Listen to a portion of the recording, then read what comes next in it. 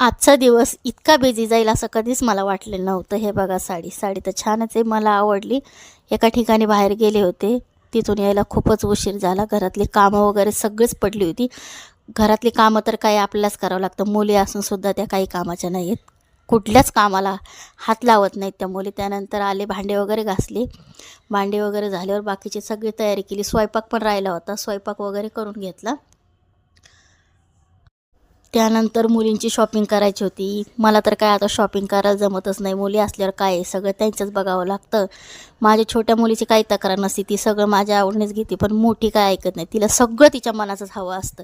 काय करणार आता, शेवटी त्यांचंच ऐकावं लागतं. आपलं काय आता चालणार आहे का. बघा, भरपूर अशी शॉपिंग केली त्यांनी दोघींनी. तिथं पण बराच वेळ गेला.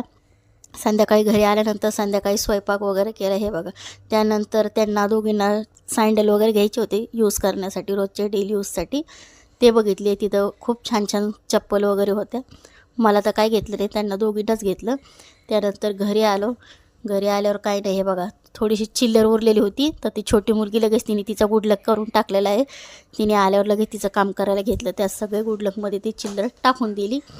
आणि मग असंच बसलो, मी तर शॉपिंग सगळे बघत होते. आता तुम्ही असा विचार करत असाल गुडलक म्हणजे काय. आता आम्ही त्या गल्ल्याचं नाव गुडलक ठेवलं आहे.